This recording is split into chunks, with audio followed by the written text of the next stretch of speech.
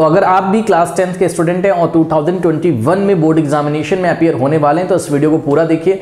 इस वीडियो में हम डिस्कस करेंगे 2021 बोर्ड एग्जामिनेशन के लिए most important topics of science, खासकर फिजिक्स एंड केमिस्ट्री के। ओके बच्चों, मेरा नाम विनीत पांडे है और लास्ट 7 to 8 ईयर से मैं ऑफलाइन क्लासरूम्स में पढ़ा रहा हूँ। यहाँ पे आइए हम आपको बोर्ड एग्जामिनेशन 2021 के लिए इंपॉर्टेंट टॉपिक्स को डिस्कस करते हैं। इनको आप जरूर बच्चों तैयार कर लें, यहाँ से सीबीएसई जरूर ही क्वेश्चन आपसे पूछेगा, ठीक है। और वीडियो के अंत तक बने रहें। वीडियो के अंत में मैं आपको कुछ इंपॉर्टेंट टिप्स भी बताऊंगा कि इन सारे टॉपिक्स को कैसे तैयार करें। तो वीडियो बहुत इंपॉर्टेंट होने वाला है ऑब्वियसली, तो इसको आप पूरा देखिए, ठीक है। सबसे पहले यहाँ पे बच्चों जो टॉपिक है मेरे पास है वो हीटिंग ऑफ सॉल्ट, ठीक है। अब हीटिंग फटाफट डिस्कस करेंगे यहाँ पे, ठीक है। थोड़ा सा लंबा होगा वीडियो, बट आप इस वीडियो को देखिए फटाफट, 2 क्रॉस पे देख लो, कोई दिक्कत नहीं है। सुनो, heating of salt. Heating of salt में आपको क्या दे देगा, आपको दे देगा फेरस सल्फेट, हेप्टाहाइड्रेट या copper sulphate, hydrated copper sulphate दे देगा, उसको हीट करना होगा, ठीक है। हीट करने पे क्या प्रोडक्ट बनता है ऐसा कुछ आपको दे देगा। तो हीटिंग ऑफ सॉल्ट यहाँ पे इंपॉर्टेंट हो जाता है। उसके बाद बच्चों यहाँ पर एक क्वेश्चन आने की उम्मीद है, reaction of metal with acid. किसी मेटल की एसिड के साथ रिएक्शन करवाएंगे, आपको पता है हाइड्रोजन गैस निकलती है, तो आपको वहाँ पे प्रोडक्ट बताना होगा। उसके बाद एक इंपॉर्टेंट टॉपिक है यहाँ पर वॉशिंग सोडा। ध्यान दें स्टूडेंट्स, वॉशिंग सोडा के यूजेस, ठीक है। वॉशिंग सोडा के यूजेस जरूर पढ़ के जाइएगा, खासकर परमानेंट हार्डनेस ऑफ वाटर को जो रिमूव किया जाता है वो वाला यूज, ठीक है। उसके बाद यहाँ पर बच्चों आपने कार्बोनेट्स कंपाउंड में पढ़ा होगा होमोलोगस सीरीज के बारे में, ठीक है। तो होमोलोगस सीरीज पे यहाँ पे क्वेश्चन पक्का आएगा। होमोलोगस सीरीज एक बहुत ही इंपॉर्टेंट टॉपिक है, होमोलोगस सीरीज की प्रॉपर्टीज आपको पता होनी चाहिए। उसके बाद ह्यूमन आयन कलरफुल वर्ड से रीजनिंग का एक क्वेश्चन जरूर आएगा, ठीक है। रीजनिंग का क्वेश्चन कैसा आएगा कि सन नून में यानी कि दोपहर में सफ़ेद क्यों दिखाई पड़ता है, शाम को रेड क्यों दिखाई पड़ता है, तो ऐसे करके कुछ ना कुछ क्वेश्चंस वहाँ पे आपको यहाँ पे रीजनिंग वाले आएंगे, ठीक है ना। उसके बाद बच्चों यहाँ पर एक बहुत ही इंपॉर्टेंट टॉपिक है, that is solenoid. Magnetic effect of electric current से सोलेनॉइड को बिल्कुल इग्नोर नहीं करिए। सोलेनॉइड का आपको ग्राफ भी पता होना चाहिए, ठीक है ना। और अब बोलोगे आप ग्राफ तो हमने पढ़ा नहीं है, ठीक है, तो आपने शायद ठीक से नहीं पढ़ा होगा। इसका एक स्ट्रेट लाइन ग्राफ भी होता है, B = μ0 n I इसका फॉर्मूला होता है।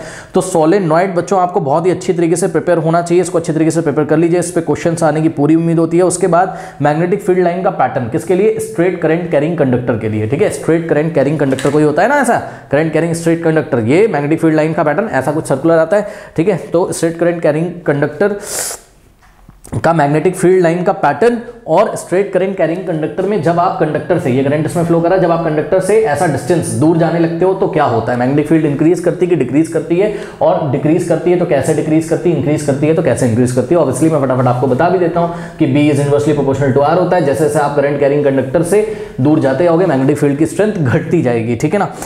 तो यहाँ मैं कोई पढ़ा नहीं रहा हूँ, ऐसे बीच बीच में कुछ बातें आ जाएंगी तो मैं डिस्कस कर ले रहा हूँ। उसके बाद बच्चों यहाँ पर पोटेंशियल डिफरेंस से आपको क्वेश्चन जरूर बोर्ड एग्जामिनेशन में आएगा। इलेक्ट्रिसिटी में पोटेंशियल डिफरेंस से आपने फॉर्मूला पढ़ा होगा ना, V = W/Q, इसका आपने फील लिया होगा, तो यहाँ से एक क्वेश्चन आपको पक्का 1 मार्कर बनेगा। उसके बाद आपका ओजोन लेयर से क्वेश्चन जरूर आएगा, ठीक है ना। ओजोन लेयर आप जरूर पढ़ के जाएं, ओजोन लेयर के बारे में जो भी आपको जानकारी हो। फूड चेन आप जरूर पढ़ के जाएं, फूड चेन से जो क्वेश्चन बन सकते हैं, ठीक है। उसके बाद यहाँ पर आपको बच्चों केमिकल रिएक्शंस एंड इक्वेशन में एक टॉपिक है वाइट वॉशिंग वाला, ठीक है। दीवारों पे जब हम व्हाइट वॉश करते हैं तो उससे रिलेटेड आपको केमिकल रिएक्शन जरूर पढ़ के जानी है, ठीक है। Chemical reaction related to white wash. उसके बाद increasing and decreasing metallic and non metallic characteristic, मतलब आपको कोई पीरियोडिक टेबल ऐसा करके, पीरियोडिक टेबल का कोई डायग्राम ऐसा दिया रहेगा, ABCD एलिमेंट कुछ ना कुछ वहाँ पे आपको दिए रहेंगे, आपको बताया जाएगा कि इनको increasing order of metallic characteristic में लगाइए या decreasing order of metallic characteristic में लगाइए, या आपको वहाँ पर एटॉमिक रेडियस के बारे में पूछा जाएगा, ठीक है ना। उसके बाद बच्चों एक बहुत इंपॉर्टेंट टॉपिक और आता है आपका पोजीशन ऑफ हाइड्रोजन, ठीक है। पोजीशन ऑफ पीरियोडिक टेबल में हाइड्रोजन की पोजीशन कहां पर है, आपने देखा है ग्रुप नंबर 1 में रखा गया, उस पर बहस हो सकती है कि इसको ग्रुप नंबर 1 में क्यों रखा गया है, इसको ग्रुप नंबर 17 में क्यों नहीं रखा गया है, इसको पीरियोडिक टेबल के सेंटर में कहीं कहीं क्यों रखा जाता है। तो ये सब यहाँ पे क्वेश्चन आ जाएगा, यानी कि पोजीशन ऑफ हाइड्रोजन के बारे में आपको बहुत ही अच्छी तरीके से जानकारी होनी चाहिए। उसके बाद एक बहुत ही इंपॉर्टेंट टॉपिक आता है बच्चों पीरियोडिक टेबल वाले ही चैप्टर से, that is question on electronegativity. शायद बहुत सारे बच्चों को नहीं पता होगा, तो मैं आपको बता दूं, क्वेश्चंस ऑन इलेक्ट्रोनेगेटिविटी, ये बहुत ही इंपॉर्टेंट टॉपिक है, तो इसको आप तैयार कर लो। इलेक्ट्रोनेगेटिविटी क्या होती है, जब कहीं पे बॉन्ड बनता है दो एलिमेंट्स के बीच में, तो जो भी एलिमेंट, जैसे कि मान लीजिए हाइड्रोजन है और ये क्लोरीन है, ठीक है, तो यहाँ पे बॉन्ड बन रहा है, तो जो भी एलिमेंट बॉन्ड पे शेड पेड इलेक्ट्रॉन को अपनी तरफ ज्यादा अट्रैक्ट करता है उसकी इलेक्ट्रोनेगेटिविटी ज्यादा होती है। तो यहाँ पर पीरियोडिक टेबल के साथ लगाकर इलेक्ट्रोनेगेटिविटी से रिलेटेड क्वेश्चन आपके बोर्ड एग्जामिनेशन में जरूर आएगा। इलेक्ट्रोनेगेटिविटी बच्चों बहुत इंपॉर्टेंट है, इसको अच्छे तरीके से समझ लीजिएगा। और एटॉमिक साइज के बारे में मैं आपको बता ही दिया कि पीरियोडिक टेबल में आपको पूछ सकते हैं भाई एटॉमिक साइज का क्या होता है, लेफ्ट टू राइट जाने में, right to left, top to bottom, bottom to top, ऐसा करके कोई टेबल दी होगी, उससे रिलेटेड क्वेश्चन यहाँ पे आपके आ जाएंगे, ठीक है। उसके बाद बच्चों आप अगर आएंगे लाइट वाले चैप्टर में, लाइट रिफ्लेक्शन एंड रिफ्रैक्शन में। तो एक बहुत ही इंपॉर्टेंट टॉपिक है जो कि है आपका पावर ऑफ लेंस, ठीक है, पावर ऑफ, ये तो टॉपिक्स बहुत ही हॉट टॉपिक्स हैं, ठीक है। पावर ऑफ लेंस में आपने पढ़ा है P = 1/f, तो यहाँ से आपका न्यूमेरिकल आने की पूरी संभावना है बच्चों। 1 मार्कर क्वेश्चन 102% यहाँ से बनेगा आपका, ठीक है। उसके बाद test of confirm carbon in a compound, किसी कंपाउंड में कार्बन है कि नहीं है, ठीक है, तो ये पहचानने के लिए आप कौन सा टेस्ट करते हो, ठीक है। उस कंपाउंड को आप ऑक्सीजन के प्रेजेंस में बर्न करोगे, कार्बन डाइऑक्साइड अगर निकलता है, फिर कार्बन डाइऑक्साइड का टेस्ट करोगे, कार्बन डाइऑक्साइड को लाइम वाटर में पास करोगे, ठीक है। तो ये सब है, ठीक है ना। तो इस तरीके से test to confirm carbon in a compound, if there is a carbon present in any compound और नॉट, ओके।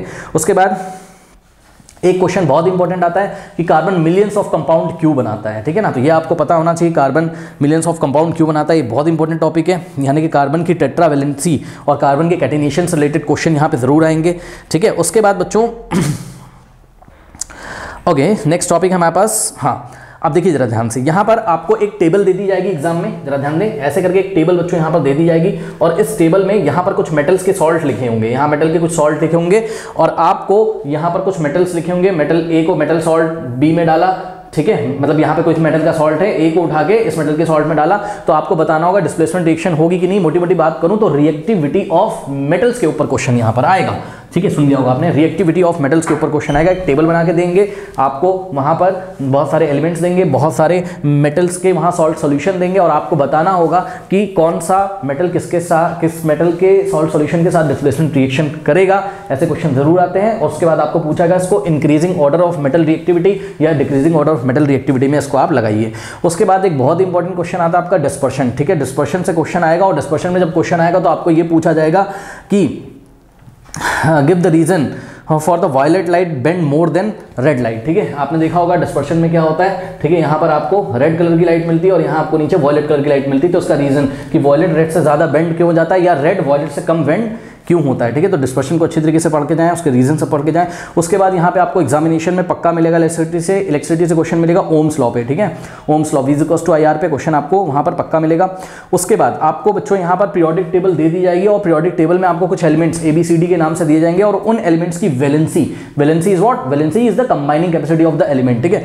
उस एलिमेंट की आपको वैलेंसी दी जाएगी। मैं फिर से बता दे रहा हूँ, एक पीरियोडिक टेबल ऐसे बेवजह आपको बना के दी जाएगी। बेवजह का मतलब ये है कि इस पीरियोडिक टेबल में जो नाम होंगे एलिमेंट्स के वो ABCD ऐसे करके आपको दिए जाएंगे, और आपको बुलाएगा what is the valency of element A, what is the valency of element B, whose valency is the highest valency, whose valency is the least valency, ऐसे करके यहाँ पे वैलेंसी से भी क्वेश्चन आएगा। उसके बाद बच्चों यहाँ पर एक बहुत ही इंपॉर्टेंट टॉपिक है, दैट इज आयनिक कंपाउंड, ठीक है। आयनिक कंपाउंड का फॉर्मेशन, ध्यान दें स्टूडेंट्स, आयनिक कंपाउंड का फॉर्मेशन इलेक्ट्रॉन डॉट स्ट्रक्चर की हेल्प से, ठीक है। जैसे कि आपको बोल दिया उसने कि भाई आयनिक कंपाउंड आपके क्या हो गए, आपके कैल्शियम ऑक्साइड हो गया, मैग्नीशियम क्लोराइड हो गया, ठीक है, कैल्शियम क्लोराइड हो गया, ये सब आयनिक कंपाउंड के आपको वहाँ पर फॉर्मेशन करने के लिए आएगा, यानी कि कैसे बनता है इलेक्ट्रॉन डॉट स्ट्रक्चर पहले तो बनाओ। जैसे मान लो फॉर एग्जांपल क्वेश्चन आ गया मैग्नीशियम क्लोराइड का फॉर्मेशन बताइए, तो मैग्नीशियम क्लोराइड एक आयनिक कंपाउंड है, तो पहले आपको मैग्नीशियम का इलेक्ट्रॉन डॉट स्ट्रक्चर बनाना होगा, फिर क्लोरीन का इलेक्ट्रॉन डॉट स्ट्रक्चर बनाना होगा, फिर मैग्नीशियम किस तरीके से क्लोरीन का इलेक्ट्रॉन डोनेट करता है ये आपको बताना होगा। उसके बाद आपको यहाँ पर क्वेश्चन आएगा कि आयनिक कंपाउंड का, जब क्वेश्चन आएगा यहाँ पर कि आयनिक कंपाउंड का फॉर्मेशन कैसे होता है, तो साथ में आपको ये जरूर पूछेगा कि भाई आयनिक कंपाउंड का मेल्टिंग और बॉइलिंग पॉइंट हाई क्यों होता है। तो आयनिक कंपाउंड में बहुत ही हाई इलेक्ट्रोस्टैटिक फोर्स लगता है कैटायन और एनायन के बीच में, जिसकी वजह से उसका मेल्टिंग और बॉइलिंग पॉइंट यहाँ पर बहुत हाई हो जाता है, ठीक है ना। उसके बाद आपको यहाँ पर ये पूछा जाएगा कि आयनिक कंपाउंड के साथ एक और क्वेश्चन आता है, आयनिक कंपाउंड से आपको पूछा जाएगा कि ये आयनिक कंपाउंड जो होते हैं वो एक्वस सॉल्यूशन में और मोल्टन स्टेट में, एक्वस सॉल्यूशन मतलब उसको पानी में डाल दिया, और मोल्टन स्टेट यानी कि उसको गर्म कर दिया तो वो पिघल गया, मेल्ट हो गया, ठीक है, लिक्विड फॉर्म में चेंज हो गया। तो आयनिक कंपाउंड मोल्टन स्टेट में और एक्वस स्टेट में इलेक्ट्रिसिटी क्यों कंडक्ट करते हैं, तो जवाब है कि भाई इसलिए कंडक्ट करते हैं बिकॉज वहाँ पर फ्री आयंस अवेलेबल हो जाते हैं, ठीक है ना। बहुत ही शॉर्ट में जो बातें यहाँ पर हो पानी वो हम कर देंगे। उसके बाद ये आपने देखा आयनिक कंपाउंड से क्या आया, उसका फॉर्मेशन आया, मतलब किसी कंपाउंड का आपसे फॉर्मेशन पूछेगा कि भाई इसका मेल्टिंग बॉइलिंग पॉइंट हाई क्यों होता है, और क्या पूछेगा कि एक्वस सॉल्यूशन में मोल्टन स्टेट में ये इलेक्ट्रिसिटी कंडक्ट क्यों करते हैं, कौन, आयनिक कंपाउंड, ठीक है। फिर उसके बाद आपको रिफ्रैक्टिव इंडेक्स से, ध्यान से सुन लीजिए बच्चों, one numerical on refractive index, light reflection and refraction वाले चैप्टर से। रिफ्लेक्शन में से आपको one numerical on refractive index 102% आएगा, रिफ्रैक्टिव इंडेक्स वाले न्यूमेरिकल आप जरूर तैयार कर लीजिए, ठीक है ना। उसके बाद क्वेश्चन ऑन पीएच, बच्चों पीएच स्केल पे क्वेश्चन जरूर आएगा। एसिड बेसिस एंड सॉल्ट में पीएच के बारे में आपने सुना होगा, ठीक है। पीएच स्केल पे क्वेश्चन आपको वहां पे जरूर आएगा। आपको वहां पे कुछ सॉल्ट्स दे दिए जाएंगे और आपको बताना होगा कि भाई इन सॉल्ट्स को इंक्रीजिंग ऑर्डर ऑफ पीएच या डिक्रीजिंग ऑर्डर ऑफ पीएच में लगाइए। तो पीएच को आप बहुत अच्छी तरीके से पढ़िए, उसके लिए आपको सॉल्ट्स की इंफॉर्मेशन होनी चाहिए। कौन सा सॉल्ट न्यूट्रल है, सॉल्ट कैसे बनता है, एसिड और बेस से सॉल्ट बनता है, ठीक है। कौन सा सॉल्ट न्यूट्रल है, कौन सा सॉल्ट बेसिक इन नेचर है, कौन सा सॉल्ट एसिडिक इन नेचर है, ठीक है ना। तो उस हिसाब से आपको पीएच वहां पर उनका लगाना होगा। उसके बाद यहां पर बच्चों बहुत ही इंपॉर्टेंट टॉपिक आता है बेकिंग सोडा और बेकिंग पाउडर से क्वेश्चन जरूर आता है 102%, ठीक है। Baking soda and baking powder से क्वेश्चन जरूर आता है। बेकिंग सोडा और बेकिंग सोडा में जब आप थोड़ा सा टार्टरिक एसिड मिला देते हो तो उसको हम बेकिंग पाउडर बोलते हैं, जिसका यूज केक्स वगैरह बनाने में किया जाता है, ठीक है। तो बेकिंग पाउडर और बेकिंग सोडा और बेकिंग पाउडर जरूर तैयार कर लें। उसके बाद आपका आता है बच्चों पीओपी, ठीक है, प्लास्टर ऑफ पेरिस, ठीक है। तो पीओपी और पीओपी के यूज जरूर कर लीजिएगा, ठीक है ना। पीओपी और पीओपी के यूज जरूर कर लीजिएगा। उसके बाद इलेक्ट्रिसिटी से आपका जो क्वेश्चन पूछा जाएगा, जूल्स लॉ ऑफ हीटिंग पे जरूर क्वेश्चन पूछा जाएगा, ठीक है ना। जूल्स लॉ ऑफ हीटिंग भी आप अच्छी तरीके से तैयार कर लें। उसके बाद हाँ बस ठीक है, इतने टॉपिक्स हैं। तो ये मैंने अपने चैनल पे फिजिक्स एंड केमिस्ट्री अपलोड किया, तो उसका मैंने आपको बता दिया, ठीक है बच्चों। अब आइए बात करते हैं कि अगर आप इस वीडियो तक पहुंचे तो मैं आपको बता दूं, बोर्ड एग्जामिनेशन आने वाले हैं बच्चों। शायद आप एक गलती बार बार कर रहे हैं, आप बच्चों एनसीईआरटी एग्जाम्पलर क्यों नहीं सॉल्व कर रहे हैं बताइए। एनसीईआरटी एग्जाम्पलर क्या आपको पता है, सीबीएसई ने लगा के रखी है, उसमें इतने क्वालिटी क्वेश्चंस हैं। ये सारे टॉपिक्स को जो मैंने आपको बताए, ठीक है, वो डिफरेंट तरीके से, क्योंकि मैंने तो अभी आपको बस टॉपिक बताए हैं, ठीक है ना, वो डिफरेंट तरीके से क्वेश्चंस को घुमा घुमा कर पूछते हैं बोर्ड एग्जामिनेशन में। तो इसकी प्रैक्टिस कहाँ से करें? क्या आपको सिर्फ टॉपिक पढ़ने से आ जाएगा? जवाब नहीं, इसकी प्रैक्टिस करनी होगी आपको एनसीईआरटी एग्जाम्पलर से। सर ये कौन सी बुक होती है? सीबीएसई ने लगा के रखी है, बहुत इंपॉर्टेंट है, इससे आप अपने क्वेश्चंस की प्रैक्टिस कर सकते हैं। इसका आप सॉल्यूशन कहाँ मिलेगा? अब इस चैनल तक पहुंच गए हो तो मैं आपको बता दूं कि इसका सॉल्यूशन बच्चों आपको एनसीईआरटी एग्जाम्पलर का इस चैनल पर पूरा मिल जाएगा आपको। शायद आपको इस चैनल के बारे में ना पता हो, फिजिक्स केमिस्ट्री एंड मैथमेटिक्स का एनसीईआरटी एग्जाम्पलर हमने इस चैनल पर पूरा अपलोड कर दिया है। और एनसीईआरटी एग्जाम्पलर बच्चों देखिए एक ऐसा टूल है जिससे आपके कॉन्सेप्ट भी क्लियर हो जाएंगे और इस टाइप के जो हमने क्वेश्चंस बताए सब कुछ उसमें कवर हो जाएगा।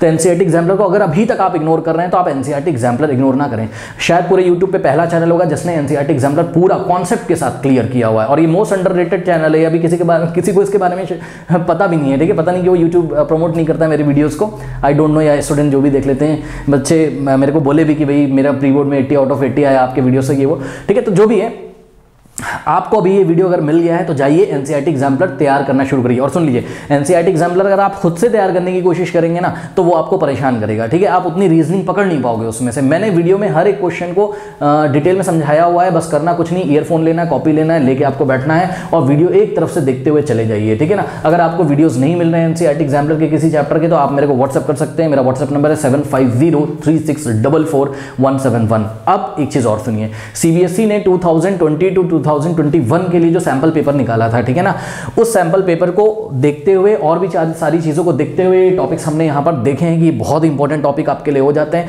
तो सीबीएसई ने जो सैंपल पेपर रिलीज किया है बच्चों, उसकी करीब 8 से 10 घंटे की मैंने क्लास ली हुई है। उस सीबीएसई के सैंपल पेपर का भी सॉल्यूशन जरूर देखें, वो भी मैंने कर दिया है इस चैनल पे सॉल्व, ठीक है। अगर आपको लिंक नहीं मिलता है, वैसे स्पेंड कर दूंगा मैं यहाँ पे सैंपल पेपर का लिंक। अगर आपको नहीं मिलता है तो आप लिंक मेरे से व्हाट्सएप नंबर पे भी मांग सकते हैं 7503644171 पे। ओके बच्चों, ये सारी बात है। सैंपल पेपर सर आपका देखने से क्या फायदा है? सैंपल पेपर मेरा देखने से ये फायदा है कि जब मैं सैंपल पेपर करा रहा हूँ ना, तो अगर वहाँ पे एक सॉल्ट को गर्म करने के लिए बोला है तो मैं दूसरे सॉल्ट को अपने आप बता दूंगा, हाँ भाई और भी क्वेश्चन क्या आ सकता है। अगर P = 1/f से क्वेश्चन आया है तो मैंने सिर्फ क्वेश्चन नहीं सॉल्व कराया, मैंने ये भी बताया कि इससे और कौन सा क्वेश्चन आ सकता है। तो वहाँ पे अब डिस्पर्शन, वहाँ से अगर डिस्पर्शन वाला क्वेश्चन कर लोगे तो आपको पता चलेगा हाँ भाई और कौन सा क्वेश्चन आ सकता है। तो सभी तरह के क्वेश्चन वहाँ पे हमने डिस्कस किए हुए हैं। तो अगर आप सैंपल पेपर का सॉल्यूशन देखते हैं तो पक्का आपको बोर्ड एग्जामिनेशन में यहाँ से कुछ ना कुछ फायदा जरूर होगा। और जो बच्चे नए आए हैं चैनल को सब्सक्राइब जरूर करें, ठीक है। बिकॉज बहुत सारे बच्चे मेरे को कमेंट करके बोलते हैं सर बहुत ही क्वालिटी वीडियोस हैं आपके पास, it is the most underrated channel on YouTube. Same शब्दों का यूज़ किया बहुत सारे बच्चों ने, पता नहीं क्यों चैनल प्रमोट नहीं हो पा रहे हैं वीडियोज़ मेरे। तो अब ये जिम्मेदारी आप लोगों के ऊपर है, ठीक है। अगर ये वीडियो अच्छा लगा हो, यहाँ का कंटेंट अच्छा लगे तो सब्सक्राइब जरूर करें, लाइक जरूर करें, किसी और को भी शेयर करें बच्चों, ठीक है। गांव देहात में दूर दराज तक बच्चे जो बैठे हुए हैं, ठीक है, उन तक पहुँचाएं। यहाँ पर कोई भी पेड कंटेंट नहीं है, इस चैनल पे, ऑब्वियसली फ्री ऑफ कॉस्ट है। तो जिस भी बच्चे को ज़रूरत है वहाँ तक आप इसको पहुँचाने की कोशिश करें, डिफरेंट ग्रुप्स में प्रमोट करें, अपने स्कूल के ग्रुप में प्रमोट करें, शायद किसी बच्चे का भला हो जाए जो होम ट्यूटर या कोचिंग अफोर्ड नहीं कर पा रहा हो। और बहुत ही ये आपका क्रिटिकल टाइम चल रहा है, तो इस टाइम प्रिपरेशन अगर सभी बच्चों की अच्छी हो जाए तो ऑब्वियसली सभी बच्चों के फुल मार्क्स आ जाएंगे, या जिन भी बच्चों तक ये कंटेंट पहुंचे उनके फुल मार्क्स आने की पूरी प्रोबेबिलिटी है। ओके, बातें बहुत हो गई, तो चलिए बच्चों फिर मिलते हैं हम नेक्स्ट वीडियो में, ठीक है? तब तक के लिए पढ़ते रहिए, बढ़ते रहिए, ऑल द बेस्ट।